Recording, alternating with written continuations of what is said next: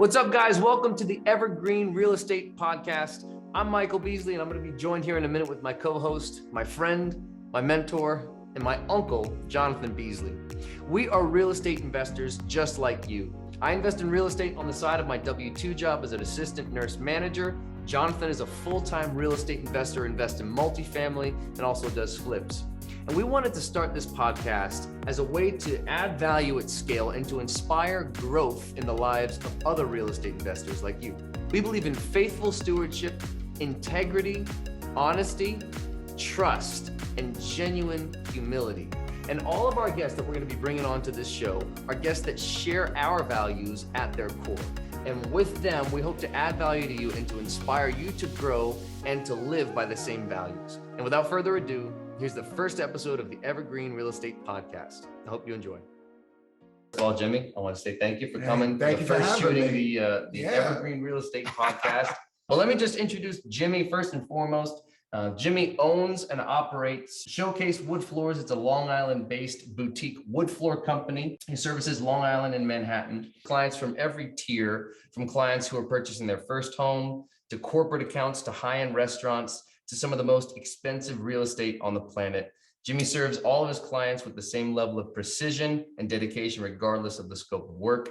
And today he has a team of professionals and a vast network of clients and runs his business solely on a referral basis. And that's what we're going to be talking today about, how to build a relationship business and how to put people first. So Jimmy, I wanted to say thank you for coming. Thank you for sharing some of your experience with us. First of all, I'm so happy to be here. I'm honored to be here at the premiere. That's the inaugural episode. Yes, inaugural sir. episode. Yes, sir. I grew up in Queens in an apartment house. We lived in a little apartment.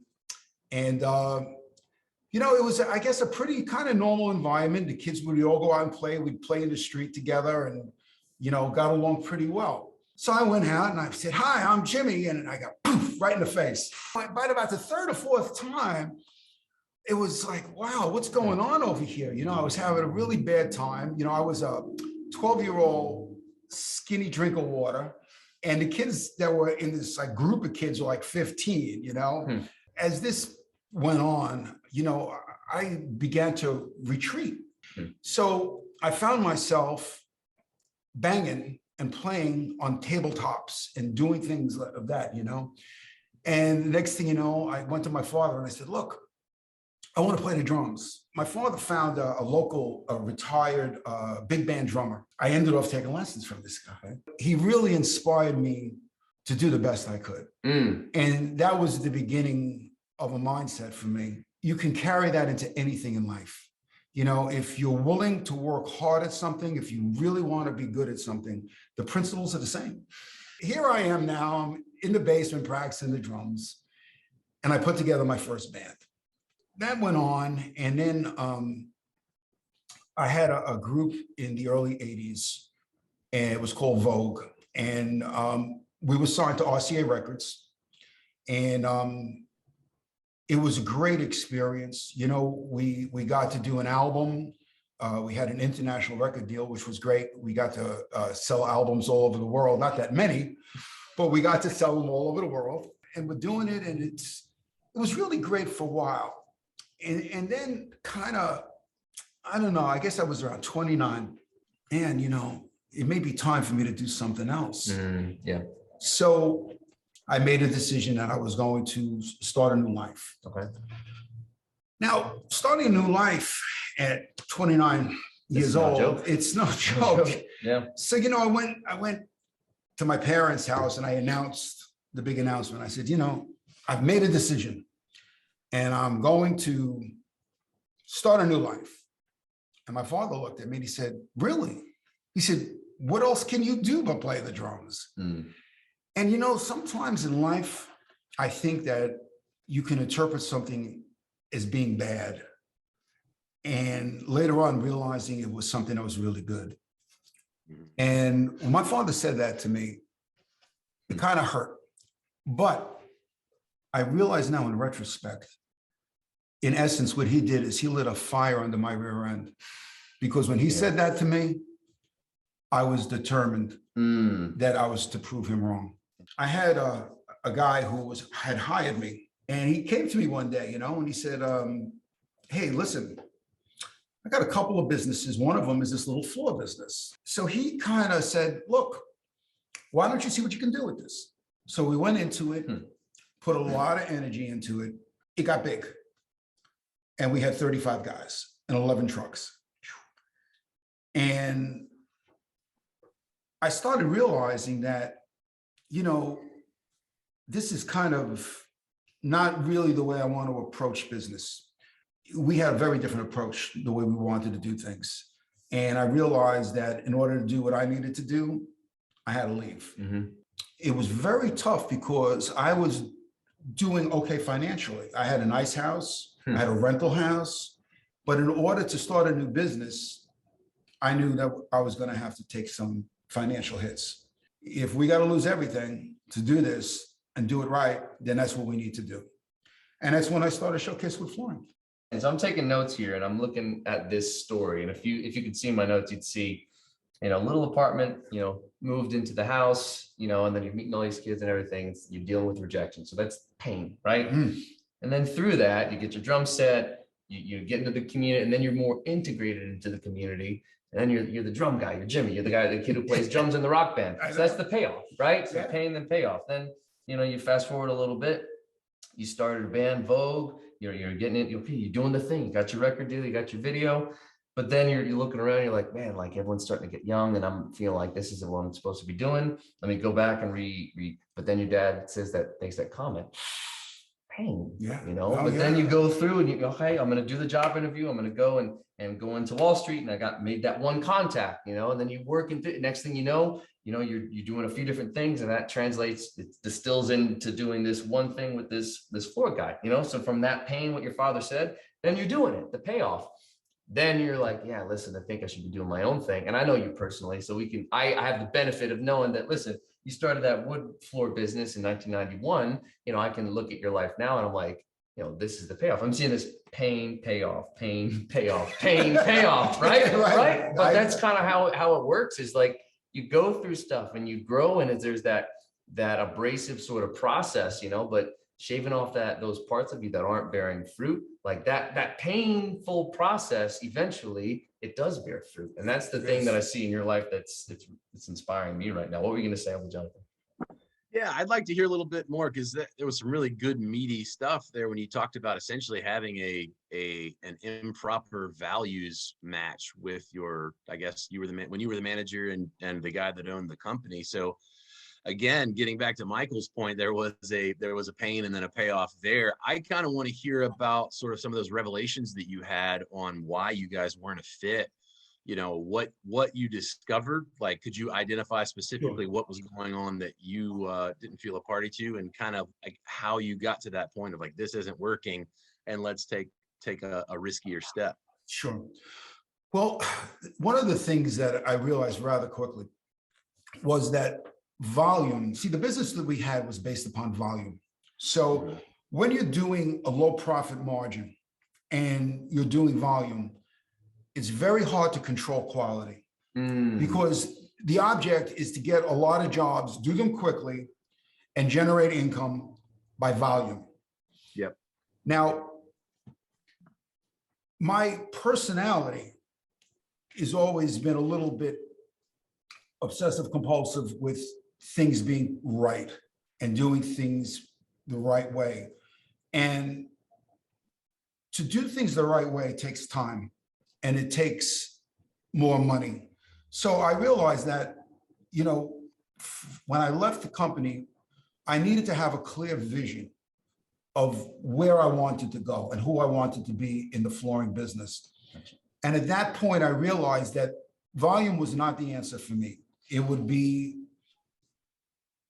developing a clientele that was more concerned with the quality of the work than the price of the job. Okay, so now I'm starting my own business. All I've got is air because the clientele from the last business isn't going to work in my vision. Right. So how now am I going to establish myself, with the people that fit into what I want to do? And it was a hard transition because, just to start out and pay the bills, my wife took out an ad in the Penny Saver, which was a local publication. Yeah. And it just was, a little line ad that said, showcase wood flooring, quality work, owner operated and that kind of thing. And the people would call, and Kathy she's a great salesperson. She had a lot of experience, and she would sell me like I was the greatest thing since bacon and eggs. And, I would get the jobs because she would these people would be convinced I was the greatest. And then, I would go do the job. Mm-hmm. And for the most part, the work was good and the customers were happy. So this went on for years. And then what would happen is I would get a call, and the call would be, oh, this is Dr. So-and-so. My secretary told me you did her floors. And now I'm at Dr. So-and-so's house, and it's a new environment. Right. And now I'm in the environment that I want to be in. That's great. So now I do the floors. He's happy with the service we provide. And now he starts to tell his other friends. I remember the first big job that I had was a job where I had done a woman who managed a health club. And she had told her boss that I had done a good job at her house. And her boss owned a chain of health clubs. And when I went to meet him, his place basically had burnt down and needed to be rebuilt. And this was by far the biggest job I had ever, even attempted on doing. And it was very, very frightening because it was just going from 0 to 100 overnight. And I told him that if he gave me the job, that no matter what it took, we would make it work for him, and he'd be open on time. Mm-hmm. And we worked 14, 15 hours a day, 6, 7 days a week for weeks. And we brought it home, and he was happy. And to this day, I have a relationship. That was 25 years ago. Wow. And I'm listening to what you're talking about. I mean, you're talking about, I always like to draw these parallels, and I'm looking like, hey, that one contact on Wall Street, that's what led you to being the top producer there. And you kind of see it the same thing here. Maybe that one doctor, that first client kind of gets you it jump starts the engine, right? The engine, yes. Right. So it gets you going into that new tier that you're looking at. What were some of the things that you did, or some of the habits or practices that you did early on to build those relationships, to get people to say, hey, listen, Jimmy's the guy? What set yourself apart? What did you do to build that network, starting small into what it is today? Well, I think that you don't have to reinvent the wheel. I think that there are basic principles that you abide by. One is you show up when you're supposed to show up. Fundamentals. Right. You do what you say you're going to do. Right. And if there is a problem, you fix it, and you fix it quickly. I've always, stayed with those principles. And for the most part, I'd have to say, as far as I know, most of our customers have been very happy. I think some of the obstacles were not really to do with that, but to do with growing the company. Mm-hmm. Because what happens is you get to a place where you realize that these two hands can only do so much in a day. Right. Yeah. And then, you're at the next crossroad. And the next crossroad was, okay, I'm working 6, 7 days a week. I'm at capacity. What's the next step? Right. The next step is to hire guys and train them. Now that sounds a lot easier than it is. It's true. Because in essence, what you're trying to do is you're trying to take your mindset and you're trying to implant it into the people that work for you. Now, a lot of times what would happen is I would get guys who would respond to an ad in the paper who were floor guys, and they already had been trained in a very different way. So you have to change habits and bad. Exactly. Yeah. Right. So now you're dealing with not just training somebody, but actually untraining them to retrain them. Right. I found that to be very, very difficult. I found it was actually easier to take people from base one and teach them right out of the gate. Yeah, you got a clean This is slate, the method. right? This is the procedure. Because what people tend to do is they tend to go back to what they're comfortable with. And one of the things that's an obstacle is most guys that work in these type of companies, their bosses are telling them, I want you to be done by this time. I want you at this next job by this time. I'm the opposite. I tell my guys, I don't care how long it takes.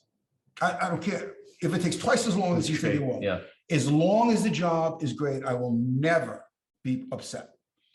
But don't do shortcuts. Do not take shortcuts and do not compromise. So you're the principles you're talking about. I mean, you're doubling down on quality. That's it. So your referral base, your client base, you're going to be doing business with people who care about quality. You're going to be doing business with people who share your values, who care about the things you care about.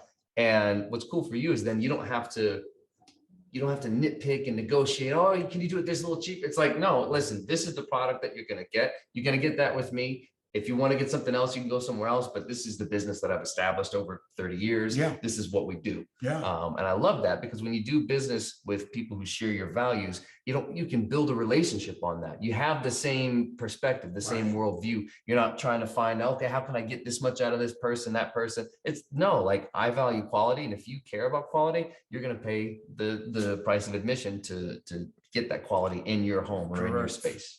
You know, one of the things that I found to be a learning experience was a lot of times, and this is something I stress because I believe that God created us equal. And I always stress this to my guys: never treat a person that lives in a regular home like I live in or they live in. Right. This any less than a person who lives in a $10, $20 million home. That's great. That's great. And, you know, a lot of times, you know, you can take somebody that lives in a regular home, a working guy, and they can be a tougher customer than the person that has the $10 million house. Yeah. And this was something I learned early on, that very often the guy who has the smaller home, who's the working guy, can be the tougher customer. And I'll tell you why. True. Yeah. If you're going into somebody's house and you're going to, let's say, refinish their living room and dining room, okay, and let's just throw up a price. Let's say it's $1,600.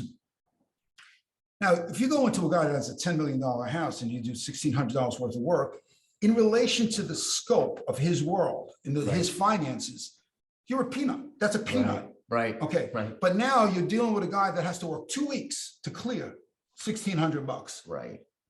Now, when you do that job, he's going to be looking at everything and scrutinizing it, because he's thinking to himself, I worked 2 whole weeks to pay this guy for this job, and it better be great. So a lot of times, my toughest customers. Absolutely. Yeah, 100%. And I can tell you it's the same. So we work with a lot of people in like custom building, and it is the same thing. I probably spend less time in a transaction on $1.5 million home than I do building a $400,000 home, because the $400,000 guy, it's such a stretch for his world. Right. You know, it's such a significant thing to him. Whereas, you know, frankly, most of the people that are $1 million up, they're running a business. And so they just want to be able to pay someone to run their construction site so they don't have to think about it. They just want to feel good that it was in good hands. And so it's same exact principle in new construction as it is what you're talking about with wood floor. Well, I'll piggyback off of that with something. You know, you think about the 2 concepts of owner-operated floor company versus a company that is managed, which is what I do now. I manage my company. Now, I had an interesting experience. I was in a supply store some years back, and there was a guy at the counter talking to the owner of the store. And basically what he was saying is, when I go into somebody's home, I tell them, I'm the owner. I'm there myself doing the work. It's me. And, you know, so I just kind of sat there, you know, and I was listening to him, you know. And then when he left, the store owner said to me, wow, Jimmy, what do you think about that? And I said, well, I have a little bit of a different opinion. I said, what I realize is that most people who own, you know, more expensive homes they don't talk to the people that actually do the work. They deal with management. Right. And they're much more comfortable making one phone call to one person who's in charge. Right. So, that is something that I realized early on, that it could be a very powerful tool to be a manager. And basically what I told, my customers is that, I alone am responsible for your job. And my phone does not go off. You can call me anytime. And I think, they take some comfort in that. In building a reputation in the circles that you have, were there any practical like business tactics that you use sort of to spread word about your company? Like, did you have follow-up programs or protocols? Like, how did you grow your word of mouth business? Because I'm just kind of curious. I have to believe it was more than just doing a good job. So I'm kind of curious, what were some of your practical tactics in growing your reputation in those circles of affluence and those types of clients that you were targeting? Well, to start out with, I'd have to start by saying we have two basic categories. One is my customers that I deal with directly, and the other are the general contractors that build the upscale homes that use us to do those homes. So as far as the contractors go, most of my relationships last a long time with the contractors. And the reason we have longstanding relationships is because I realize what's important to them.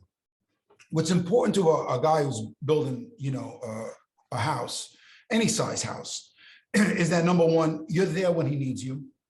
You do the job correctly. And then, you come back to fix anything if it needs to get fixed. Because the last thing a contractor wants is, to have egg on his face. So what I found is by making the general contractors look good with their customers was a way for me to grow in that part of the business. I used to work at Trader Joe's for like 6 weeks. I quit because I was young and just decided, I'm like, I don't like this or whatever. So I worked there for a few weeks, but I learned a life lesson in that job that has stuck with me for the rest of my life in my career. I'm an assistant nurse manager now, and I managed a handful of people at a local healthcare institution.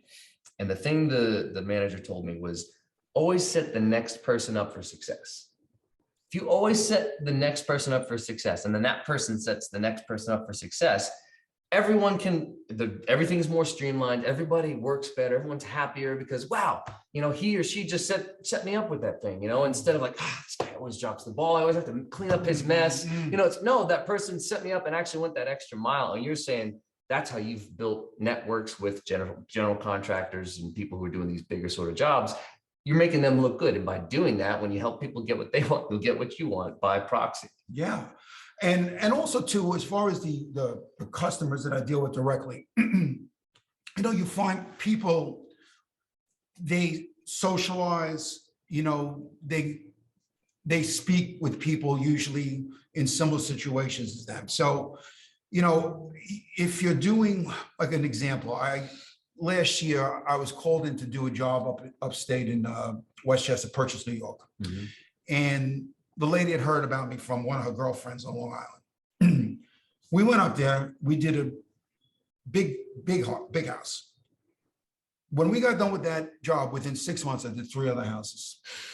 That's great. Because all the women would talk at lunch, they would, discuss things, and it worked out great for me. So that one job turned into, a couple of jobs. That's how it works. Yeah. It's the same thing in real estate. It's like whether you're dealing with one broker or an investor, it's the same sort of thing. They tell their friends. But back to your question, Jonathan, it's not the same in the sense, the way I deal with the general contractors as opposed to the customers. The customers, basically, it's word of mouth.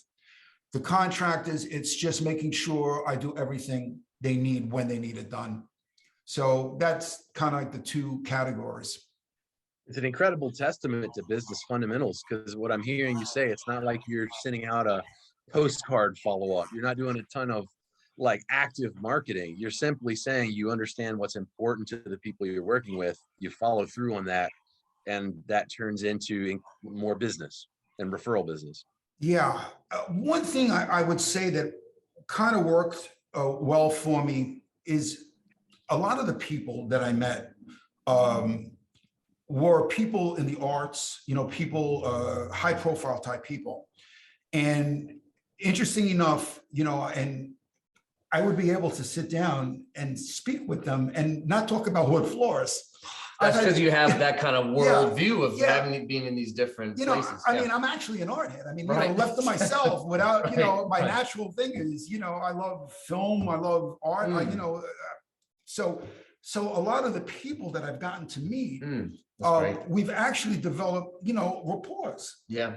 I've got to sit down with people you would never get close with in their kitchen, at 8 a.m, having espresso and talking about a movie or talking about religious views. Or people are people. And I think sometimes we have this, like, we feel like we have to stand behind this facade, or we have to present ourselves in a certain way. And at the end of the day, like, I don't care if you're the janitor or the president, you're a person, you're a human being, and everybody has these basic needs. They want to be understood. They want to feel valued. Everyone has these basic needs. And at the end of the day, if you find somebody where you connect with, it doesn't matter what class, what place they come from. We have this connection, and having that kind of experience, that worldview where you have dabbled in different things and you have these different experiences, you can talk to somebody and you can meet them where they're at. You're not trying to say, come up to my level or let me get up to you. No, like we're friends. We have rapport. I think that's amazing. And also too, I love people. Right. Right. I mean, so that's one thing for, like, it makes it kind everyone of says that. I said this to you at your funeral. Like, the thing that people are going to say, Jimmy genuinely cared, like genuinely, like from the bottom of his heart, substance, genuine care. That is something that you're known for in our little circle of friends. I do. I love people. I love listening to people, learning from them, hearing their life experiences. I think everyone is unique. I think everyone has something to offer. So I'd have to say the best part of this whole journey with the wood floors is really, the floors has been just a way, obviously, to make money and provide for my family, which I'm very thankful for. And I enjoy the wood floors now, especially now more than ever, because I have great guys, great clients, really, really happy. But, it's been meeting people. I mean, I can't tell you how every week there's always some connection with somebody that I make, or someone I meet that I learned something from. That's great, man. So I've really enjoyed that aspect of the business. Well, it's for every business. It's relation. That's what the title is: How to Build a Relationship Business. Yeah. Every business is just a conglomerate or a collection of people. It's people. Yeah. So at the end of the day, whether you're dealing with a customer, you're dealing with someone on your team, you're dealing with people, and knowing how to do that, and knowing how to add value to people and put them first. Like, it all comes back to, like you were talking about, values.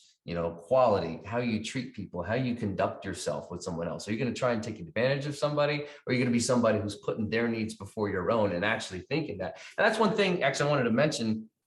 Talk to me a little bit about how you approach a negotiation. I remember when I was doing photography, I met up with Jimmy for a coaching session. He was going to tell me everything about starting a business. And we were talking about negotiation. We're talking about, how do you negotiate, when you meet with a client. And you said one thing that has always stuck with me is, like, you always want both parties to leave the table feeling like they won, or feeling like they got the better end of the deal. Talk to me about how you approach negotiation with your business right now when you're meeting with either contractor or project manager. Okay. How do you approach negotiation? Okay, well, I don't negotiate as much as I used to, because That's all. I don't. That's how I approach it. No, but I do. And it's funny. The thing that's coming up, the last negotiation of any significance that I did was, it was a client who was building a house out east, and she called me, and she was an exceptionally bright woman, and she is an exceptionally bright woman. And she said to me, she goes, Jimmy, I've heard a lot of good things about you from different people. And I have a couple of questions to ask you about wood flooring. So she asked me these questions, and I answered them. And so I asked her, I said, do you have a wood floor guy? And she goes, yeah, my contractor has a guy who's very good, and we're going to be, using him. I said, okay, well, listen, I said, if you ever need any more info, it's still okay to call me. Don't feel like, just because, you're using another company, you can't ask me questions. So she says, that's really nice of you. She called me back a week later and she had another list of questions. So I told her, write all this stuff down. These are the things you need to watch out for. Next day I get a call and she goes, I've been talking to you and I'd like maybe to consider having you do my job. So I said, well, I said, that'd be great. I said, I'd love to do your job. She goes, what do you charge? And she goes, oh, well, she goes, I'm sorry, you're out of the ballpark, I liked you a lot better when you were just giving me free advice. So I said, look, how big is the job? And it was big. It's a big job. So I said, look, I'm not written in stone. I said, it's a big job. And I said, I do feel like, we have a good connection, a good rapport. Right. So, what do I need to do, to make this happen? So she goes, this is the price that we have allotted to do it. So I said to her, I said, look, I could do it for that price, but you would have to come up short. And where I'd have to change what I do is I would not be able to do the same procedure using the same chemicals and spend the same amount of time. And I said, I really wouldn't want to do that. I said, I would feel that would not be correct to do that. So, I appreciate you offering me the opportunity to bid on the job, but, I don't think I can do it at that price. So we spoke again a few days later. And then we started to talk about, well, how can we make this work? What can we do? And this particular person was connected to some other people in the business where I could develop a relationship, where I could get some possible steady work. So she said, okay, well, we can maybe work something out and I can maybe give you a referral that might give you additional business. And we came together and we did the job and she's very happy with it. And also wonderful person. And I'm just so happy that it worked out. But, we did find a place where I could do it and still give her a great job without compromising it. Right. And in exchange for that, of lowering the price a little bit, she came up with something that could benefit me and it worked. That's great. Yeah. Finding where the other person on the other side, finding what they need and how you can service that need, or how you can meet that need, and a lot of times too, when you're in a negotiation, you don't necessarily negotiate the price if you can find that price, but you can negotiate the terms. Right. What can we do? How can we add value? How can we throw something in here that makes it make sense for the other party? So you're not just, because a lot of times people, they get something that's like a price war and no one walks away from that feeling happy or feeling like the other person cares. If you feel like the other person like really genuinely cares about you, you're willing to maybe finagle the price a little bit, or maybe you're willing to go with something lower if you're like, they'll add value. It's going to add repeat business to my client base, that sort of thing. So yeah, I love that, because you can have. What was most profound for me, Jimmy, was the fact that you were willing to answer her questions with really no expectation of return whatsoever. And for me, like, that's actually, it's personally challenging, to be honest, because I've been investing for quite a while now, and it's a subject that it's really sexy, and people always want to ask questions about real estate investing. And so I find myself, because I've invested so heavily in my own education, at times I feel myself almost a little guarded to just give that away for free, because it's come at such a cost to me.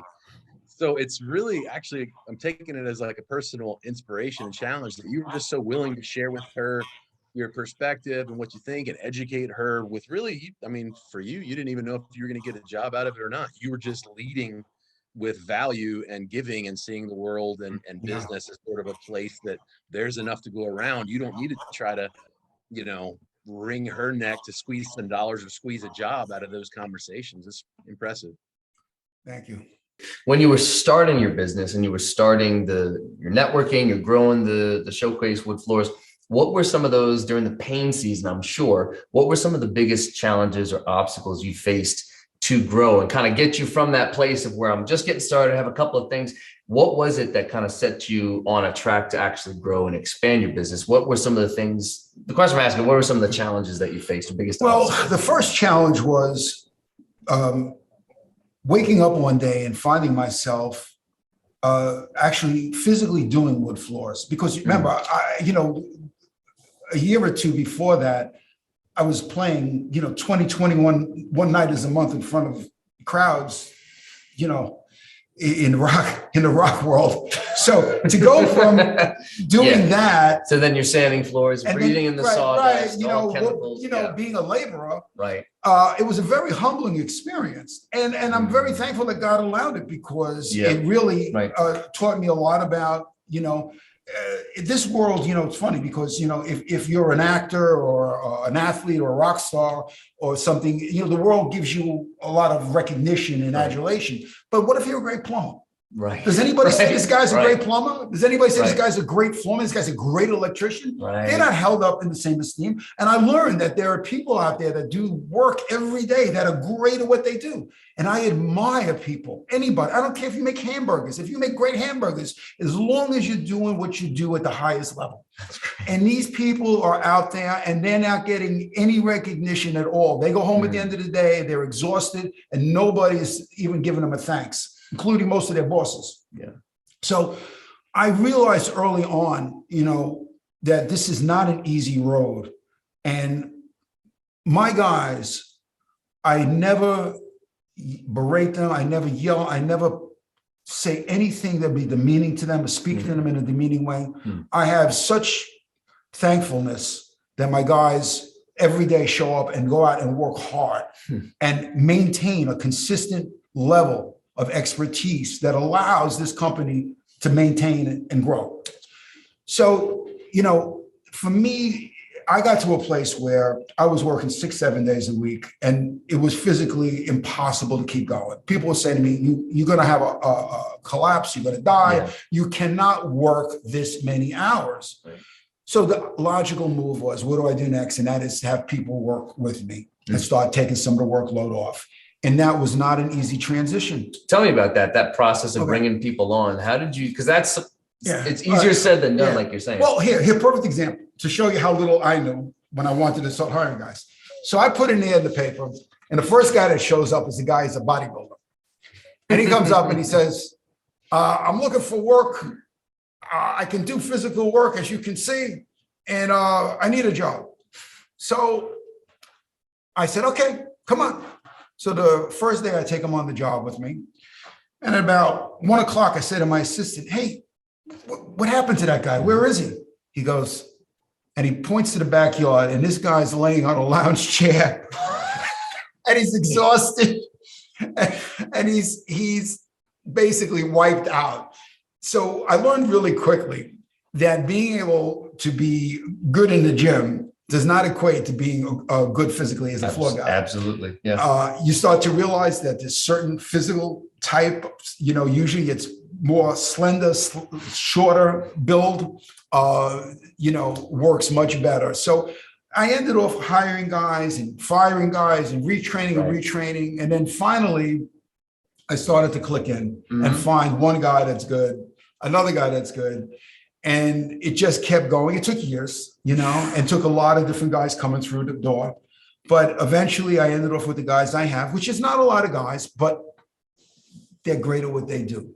And I'd rather do less work and keep a consistent level because if I was a money animal and all I worried about was money, I can make more money than I make. I would hire more guys and give them more jobs.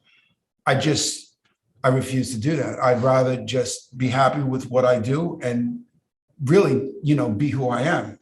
What is your lifestyle? Because this is actually something I want to ask you too, lifestyle versus money.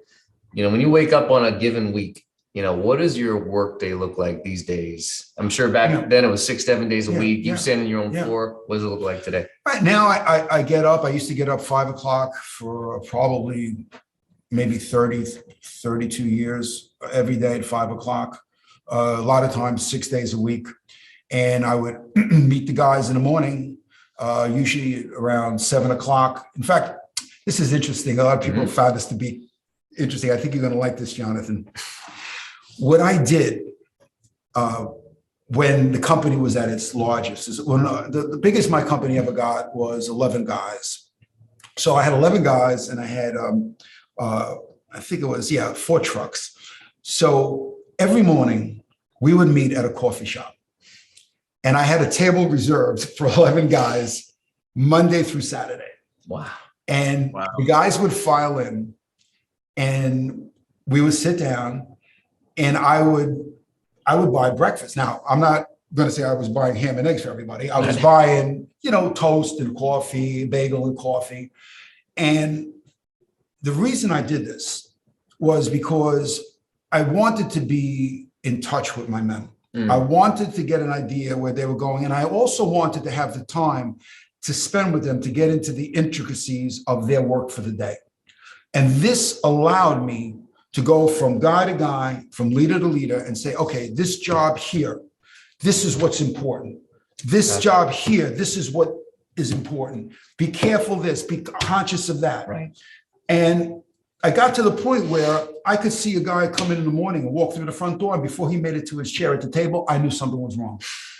Because I knew his body language. I knew how he was every morning. And I would address it. And a lot of times put out the fire before it's caught. So that was something that I did for a long time. Then as time went on and actually up to the present, what I do now is I get up a little bit later. I usually meet my guys in the morning. I go over all the details with them for the job. And then once that's done, I go out and I do estimates. Okay, gotcha. And I'm usually home by, 3:30, 4 o'clock.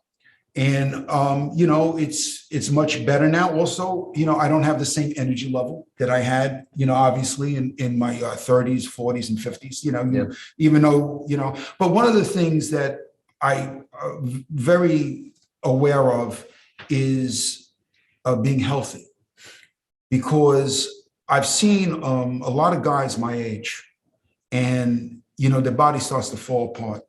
And all of a sudden, the time in their life when they should be enjoying themselves or reaping the benefits of their work, it's spent going to the doctors. And I've never been a drinker. I've never, been a smoker. I exercise every day. And the most of my weight has fluctuated in the last 12 years is 3 pounds. That's great. So, I try to maintain that. And I also, and now can put more time into my relationship with my wife. Growing up, unfortunately, I wasn't around my kids as much as I think I would have liked to have been, or maybe I could have been, because the business really took up a lot of time. But, we're spending time and, now, and, my relationships are good. Both of my kids are doing great, so I'm very happy. That's constantly a thing too, the life work balance, especially when you have, like, as you know, I've got 4 kids. Uncle Jonathan's got 2 kids, and working full time as a nurse, now an assistant nurse manager. It's more demanding now, and also doing some real estate investing on the side and trying to grow that business. And it's hard trying to find out how do you grow but simultaneously maintain these relationships, because honestly, who cares? You gain the whole world, but you lose your soul. It's like, that's what does it really matter if you make all the money, but you don't have the people there next to you? And that's something that I deal with. I struggle with, trying to figure out, okay, well, how can I do it? And I try and do certain things, like you said, getting up at 4:30 sometimes in the morning, getting a couple of hours done, some prayers, some Bible reading, some meditation, and then doing an hour and a half of real estate related work or reading, education, networking, email, that sort of thing. Trying to find those times to do it. It's tough though. Uncle Jonathan, what have you've been through this, you've been doing this longer than I have. What are some things that you do or ways that you've maintained those relationships while simultaneously building your business? Well, I've had to scale back on anything that wasn't an absolute priority. So for me, it's family, business, and a very close-knit group of friends. And then I get the gym, and that's about it. Now, I don't anticipate that being the future for ad nauseum, But right now, man, those are the balls that I'm just not going to drop, and it's family first. So like, and it was funny to hear Jimmy talking about he's like finally not on the hustle the way he used to be. Like I'm still grinding. Like every Saturday is still a work day for me. We've been at the business. The business has a ton of momentum, but I still work every Saturday and Sundays for family. And the rest of the relationships that are those life-giving, iron sharpening iron, most of those relationships are involved in another facet of my life, whether it's business or church, or there's other intersecting points for us to stay connected in relationship. Other than that, I've committed fully to building a business and don't have a lot of time for anything else. So no, that's good. Jimmy mentioned we're talking recently, and you were talking about, I think before the show, we're talking about how you kind of approach your life and your business is like a straight line. It's like, and people, they get off track, they do this and that, they're doing, 6 different things and they add on 2 other things. Jimmy is just like, I'm doing this, kind of like we were saying, Uncle Jonathan, I got family and I got work, and God, like that's it. Those are my buckets, and that's what I'm sticking to. I've learned a lot from that. Yeah, no, I think it's important to, stick and not diversify too much. It's easy to, as we have discussed. Yes, I was just thinking, I'm like, we've had so many conversations. It's easy to be good at a lot of things, but not great at anything. Yeah. And, that's where your personality has to come in. I would rather take all my energy and try to be the best I can at whatever it is I'm approaching, whatever, it may be. I don't really find much satisfaction in mediocrity, so that's kind of, my mindset. I'd rather just try to be really, really good at something, and also realize you can't be great at everything. It's just not going to happen. Right. And I know we've discussed many times, because I do like drums, cycling, photography, this and that. Well, listen, it's a dual-edged sword for you, blessing and curses. I mean, you can do a lot of things and you usually do them well. But, too much is not going to work. That's the thing that I think. I'm 31, I'll be 32 this year. There was something about kind of, I don't know, entering into my 30s where I was looking at my life. I'm like, where, like, shouldn't I be further along? Yeah, you're 29. Maybe there's something to that. I'm kind of like thinking, man, shouldn't I be further along here? The things that I've really wanted to do for my whole life. I've always wanted to be a real estate investor. I've always wanted to have my own company, my own business. Shouldn't I be doing these things? Because I feel that there are things that God's put in me to do and to glorify him in that. And I think somewhere, I don't know, maybe there's a thing, maybe your brain starts to like switch on at 30. I don't really know. Something I just had this same conversation with my son. Mm-hmm. He's 26 and he feels like, should I be more ahead of where I am? And it's funny because every stage of life brings a different perspective. And I think the stage I'm in now, if there was anything I could say, is that I didn't realize at 30 years old how many years you have ahead of you, that you don't have to put yourself in a state of constant anxiety. If I was to change anything, I would change the fact that I spent a lot of my hours in a state of stress. And I did that because I just was so concerned with everything being right, everything, my marriage, my kids, always trying. And, you come to learn that things work out, that they just work out, and that you don't need to be that guy. I don't want to be that guy. When you're in a hospital, it's the last couple of days, you're looking up the fluorescent lights and you're running your life through your head and you start thinking, I blew it. Like, all I did was I stressed out. I lived in a constant state of anxiety. God doesn't want that. He tells us he came here to give us joy and life abundantly, and we're supposed to abide by that. So that's the one thing I tell my son. I said, listen, don't get caught into this to where you lose your happiness, where you lose your joy, where you're constantly stressed out. It's for nothing. In fact, there was a study that was done, and I always think about this when I find myself overly worrying about something.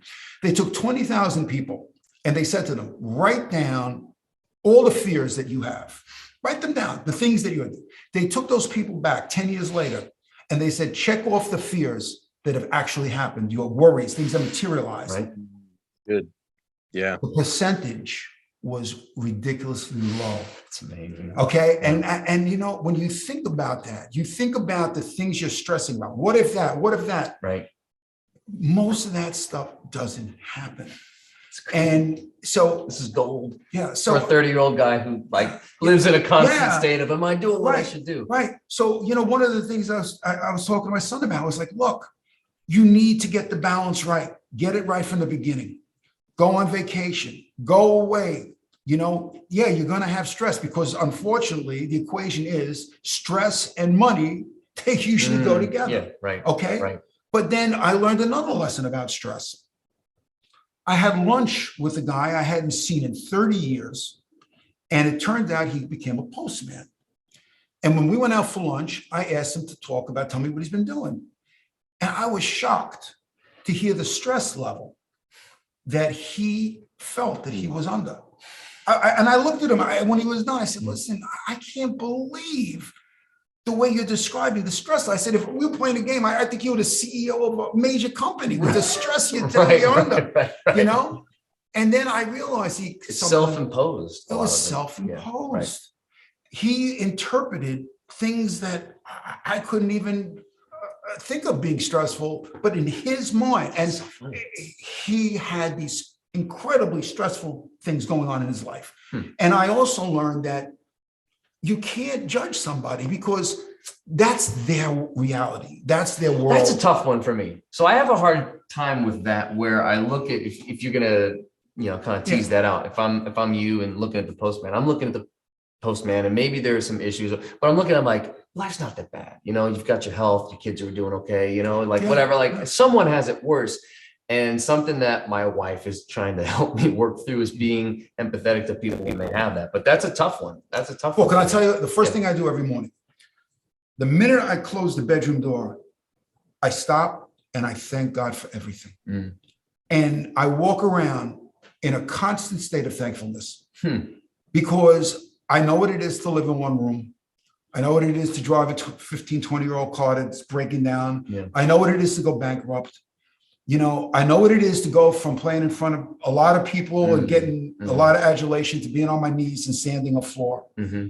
So I'm very, very thankful. And I think once any person starts to focus on the blessings in their life, the things in their life that are good, and not think about the things that aren't, their life is going to start being better automatically because what you put out, you get back. You know, it's like you're a barometer. If you're out there and you're putting out a negative feeling towards people, they're going to pick up on it. Yeah. People will mirror your behavior. They feel it. They know, they sense it. But when you're giving them positive output and they feel that, they're drawn to you. Yeah. They want you around. They feel good when they're around you. So I think that's a really important thing to start your day, just being thankful for what you do have. Gratitude's a powerful agent. Yeah. So I wanted to I've heard it said that it's impossible to be grateful and fearful simultaneously, that it's the ultimate vanquish of fear. And it makes a lot of sense because it's about the disposition of where you're coming from. Speaking of energy and that sort of thing, like fear, and this really gets me fired up because so many people keep themselves bound and live small because of fear. Fear really isn't even real. Like danger is real, right? But fear is a figment of what you think might happen. Yeah, no, look, and let's face it, there's a lot of fearful people walking around. And it's, you know, I mean, look what's going on in our society. You look at this, we just, you know, gone through 2 years of pandemic. Right. Okay, now we're dealing with the Ukraine. People are thinking, what if World War III happens? You know, people are walking around with a lot of anxiety. You know, and you know, I refuse to do that. I got to tell you something. I refused, and I'm not saying this in a boastful way. Right. I didn't lose 1 minute of sleep over the virus, over COVID. I didn't lose 1 minute. I mean, you know, I mean, I got annoyed having to put a mask on, you know, but I never lost a minute. Man, I did anything I wanted to do. I didn't worry about it. You know, so, you know, but yet I know people that stayed in their home, wouldn't leave their home, you know, wouldn't even go to the supermarket to buy food. And when the food was delivered, they had a UV wand and they were scanning it, Right. and, so, I love, so I think it's a little bit more maybe easier for you at your age to kind of look at life from this perspective where you're at and say, listen, everything works out. My father was telling me the same thing maybe a month ago. Me and my brother and all of our families, we're all together. It's like whatever, 15 people. Yeah. We're all hanging out, and me and my brother are talking about life and different things. And they're talking about, buying a home, and we're talking about where we live and, should we move, this and that, and all these things that we worry about, stress about, think about. And my dad just kind of like, he's listening to everything. My father's nature is kind of like he'll sit back and just kind of listen and observe. But his wheels are turning. He's thinking about it. And so he sat back, and then he started to speak, and everyone shut up and like, all right, Dad's trying to talk. Dad's trying to say something. And he was like, listen, guys, he's like, one thing your mother's father, my grandfather who's passed, he said, when we were about your age, we were talking about the same stuff with Uncle Bob, Aunt Michelle, and everything. And my late grandfather said, everything's going to work out. It's going to be okay. And there was something about that calming sort of voice there's something about just having that perspective, like you're sharing right now. It brought comfort. And now he can, from where he's at, he can give us that perspective. And look at that. And that's the words of a man who's since passed. Those words are still alive and they're still bearing fruit. Think about that. Like the power of words said in a moment where somebody needs to hear that. It can calm fears, it can, and it surpasses and transcends even your life. You say a word to somebody in a moment and it's like, his words are still speaking to me right now. And then you're echoing the same thing right now. I don't have to be afraid. It's great. Parents are powerful. When a parent does his job, correctly, he's giving a lot of support, confidence, peace to his kids, because when my kids have issues that come up, they'll call me, and I'll speak to them in a way that is giving them some comfort, and knowing that I'm there for them gives them comfort. And I think that's the way God created. He wants it that way. You look at a lot of the issues that go on with young people, and you find a lot of young guys that are in jail that have no fathers and never knew who their fathers were, and you think about that for a second. I think they did some kind of survey on, young people in jail, and some outrageous amount of them came from broken homes and, didn't know who their father was, or their father was absentee. You need that. You need that support. And the stage you're in now, you got a lot of responsibility, and, and you are very, you're a very responsible person. So you're going to have a certain amount of anxiety at times. And it's good that, you have your dad to go to, and that was sewn into him. So now he sews that into you, and one day you'll be sewing it into your kids, and I think that's what we're called to do. That's God's plan for us, so it's a lot that goes into life. I love it, man. And you're doing it even right now, everything that you learn, all this experience, it gets distilled down into this little episode, this little podcast. And now it's not just us, it's everyone who's watching, everyone who's listening. So. It's great. It's great. Like I said, I can't believe, you guys, I'm so thankful you picked me, because, it's funny. I was thinking to myself, when's the last time I was, interviewed? And this is a very unusual thing. Right.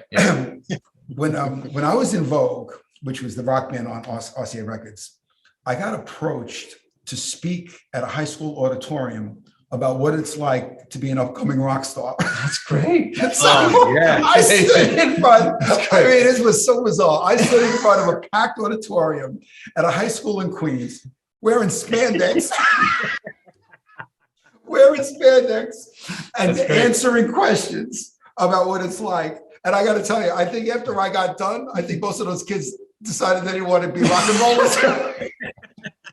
If it worked in any way, it was to deter them. That's hilarious. serious? Well, you know, this is not right, that same interview. right. This is a different thing. The whole image got shot, you know, when I told him what really was going on. Well, listen, reinventing yourself at 29 years old, you get to, you were saying a little bit offline. Now you're in a different phase. You know, now if we're going to take that pain to payoff thing, now you're in a different phase right now. Tell me a little bit about what that's like now at, in your 60s. Well, you know what? I call it the dessert stage because you know, it's like a lot of the work is coming to a place now where, you know, it's organized, it's consistent, it's good.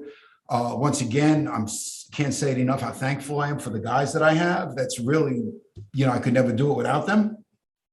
So, you know, it's working, you know, and also too, my marriage is the best it's been now. You know, I have more time to spend with my wife. We've been together for 44 years and she's been with me since, you know, we were kids and I was playing the drums full time, you know. I think she was in that video, right? Yeah, she's in that video. She's in that video. Exactly. Right. You know, so, you know, we've spent our life together and she's been with me through thick and thin. And I've been with her through thick and thin. And, you know, that's another thing about, you know, about marriage. You know, a lot of guys, they kind of either consciously or unconsciously forfeit their marriages for business. I was never prepared to do that. You know, I could never understand that. But, you know, I'm sure if you look at guys who are the real greats in business that I'm sure a lot of the time they spent, they were alone. Yeah.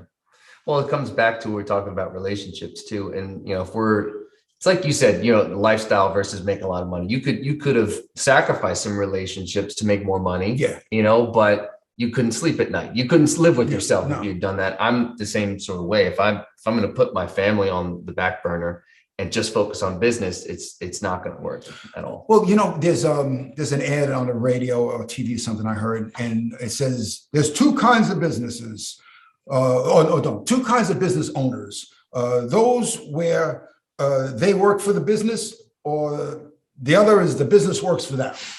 You know, right. And listen, there's a lot of truth in that. You know, I never, you know, I didn't want to be the guy that just worked and really didn't and missed the boat. You know, I have things I love, and I still practice the drums every day.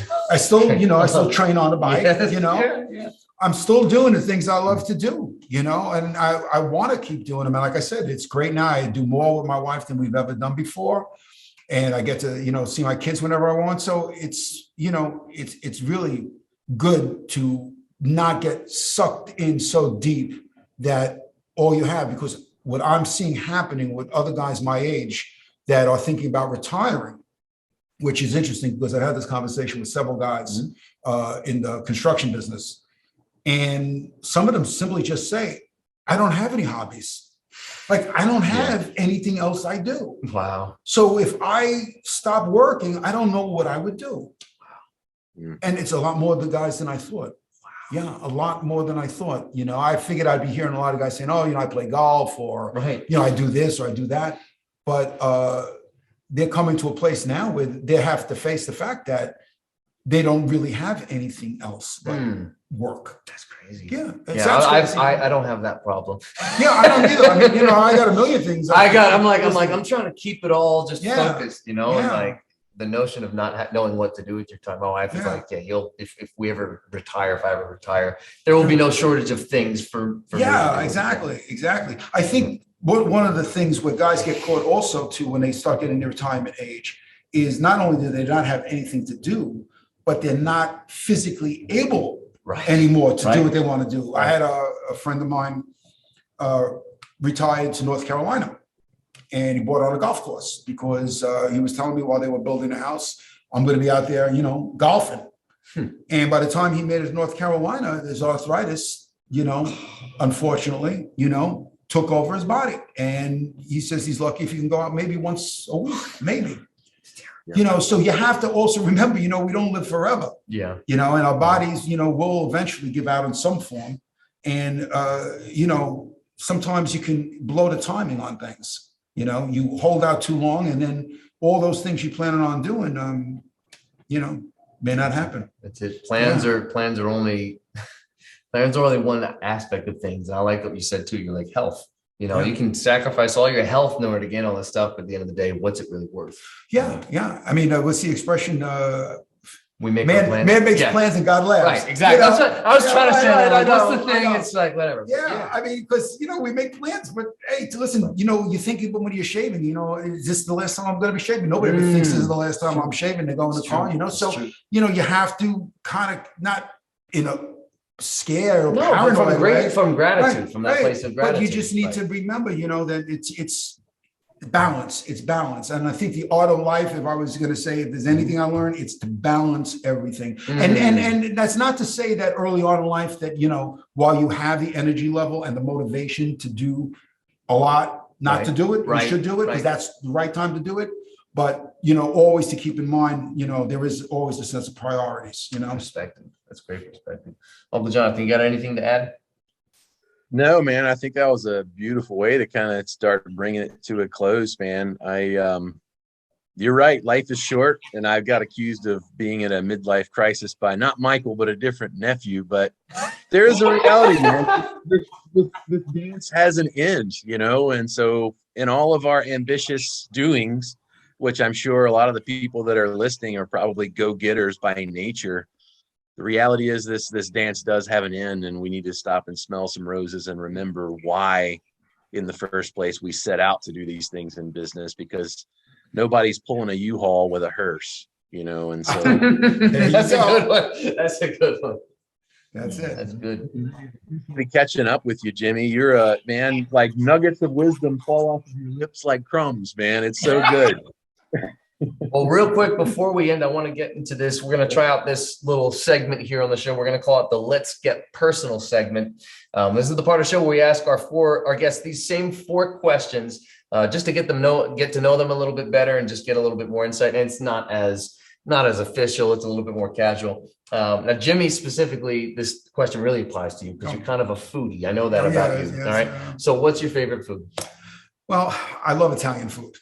And I think the part of the reason I'm going to have to stay on Long Island is because Italian food's so good. It's a deterrent for me to move. Okay, gotcha. What's your favorite dish? Or what's one of your, you can't really pick one favorite, right? Like I don't really. If you go to La Parma, it's like. Okay. Well, I guess veal con parmesan is one of my favorites, but at certain restaurants, one of the things about restaurants is, and this is funny because when I go with my wife, she'll say to me, every time we come to this restaurant, you get the same thing. And I say to her, my wife says the same thing to me. You know what my answer is? I say, well, that's why we come to this restaurant, is to get that dish. So, because we have so many Italian restaurants in Long Island, I have like one restaurant where I get, that dish. I have another restaurant where I'll get lasagna. Right. I have another one, so basically I take advantage of so many and getting the things that I think they offer. That's the best. Yeah. All right. Good. So Italian food. All right. And if you weren't doing this business, what would you be doing? Well, that's a good question. Take your time. I think, yeah, I think I'd be a film critic. I could see you doing that. Absolutely. Yeah. I mean, I love film. I can watch movies. I never even realized how much I love movies until, I don't know if you ever heard of this, there's a thing called the Academy Awards Showcase. Okay. And this goes on a week or two before the Academy Awards every year. They have movie theaters that play all the movies that are up for Academy Awards. And it's usually somewhere in the, 10 type thing. So you go in and you watch 5 movies in a row, and then you come back the next day and you watch another 5 movies in a row. So, wow. No problem doing that. Wow. I can sit down and watch a movie 2 times in a row and focus on different aspects of that movie and different characters and different, way the characters developed and different things, the character and interactions and subplots. And so, I think that would be something that I would have liked to have done if I didn't do it. Yeah. That's so cool. I love that. Yeah. And I was funny. I just texted my brother Christian today. We're just talking. I was like, look at all the parallels in Willy Wonka and the Chocolate Factory. Like, that's just one movie where you can watch the same movie as a kid. Right. And then you watch it as an adult with a new perspective. Sure. And you see all these parallels of like, good versus evil and free will. And, was there, like you see all these things and like, as a believer, as a Christian, I see like, wow, like he set this whole thing up. Can't you see? And he's testing him, and this like impoverished kid, he inherits this whole kingdom. Yeah, it's like yeah. you see all this stuff. I love it. You kind of see different perspectives there at different points in life. It's Sure. pretty cool. Where are you headed in the next 3 years? And you can talk a little bit if it's business, if it's personal. Where are you headed in the next 3 years in your I life? tell you, I'm going to keep doing the business. I'm having a great time doing it, you know, so that's a good thing. I think we're going to take maybe a little bit more vacation time than I've taken, you know. And as far as next 3 years, I want to really, actually, I've been getting back into the drums a lot. So I've been practicing the drums every day, and I feel forward motion with that. So I'm really having a great time, you know. I love that. You I know, love getting back into That's that, great. and also cycling. You know, Yeah. my wife also cycles. Right. So now we're like a team. We go out, we cycle together, and we're going to be taking cycling vacations. We took a cycling vacation right before COVID. We went to France, and we saw the Tour de France. And then we got on a boat, and we went up and we cycled through the south of France. So, you know, I'm looking forward. That's a bucket list trip. For Yeah, me. I love yeah. that. So we're looking forward to doing some cycling vacations too. That's Yeah. awesome. And last question here. What do you know now as it pertains to your business? We'll narrow it down. As it pertains to your business, what do you know now that you wished you had known when you first started?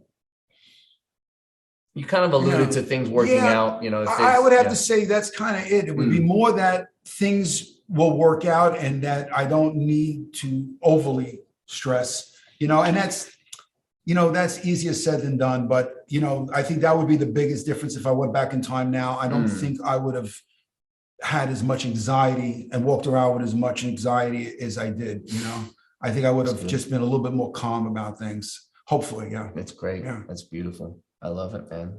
Nuggets, gold, pain and payoff. Yeah. Don't overstress. Start with values, quality, add value to people. Be healthy. Walk with humility. Take it easy. Fear isn't real, Uncle Jonathan said. These are just some of the little gold nuggets that I'm getting from this, and I'm going to look back on this and distill it down and write up some notes and everything. But that's great. Bike in France. I heard that one too. Bike in France? Yeah, bike in France. Bike in France, exactly. Take some time to cycle around France. How old were you when you went to France the first time? Well, I went 2 times, and they were very close. I was, I guess, 64 the first time and like 66. All right, so that's a payoff sort of trip. You got to go through some pain for some payoff. Yeah, I mean, we went to Europe early on, and when I was in my 40s, we went to Europe. You know, but you know, I don't have to tell you guys. You know, when you have your own business, you're married to an extent that the takeoff is very tough. So, you know, I'm looking forward to maybe catching up a little bit in that area now. You know, yeah. I love it. Beautiful, Jimmy. That was awesome. Hey, listen, thank you. I can't tell you, I was appreciating you having me. Thank you, Jonathan. Thank Thank you. Thanks for having me. Yeah, thanks for taking the time, man. It's good to catch up, and I appreciate everything you shared with us. Good. I can't wait. Next time you're up in New York, you got to come by and say hello. That's gonna happen. Sure, sooner rather than later, actually. I'll hit you up here soon. All right, you got it. Beautiful. Okay. All right, guys. Thank you for watching. Thank you for listening. Until next time, this is the Evergreen Real Estate Podcast. Take care.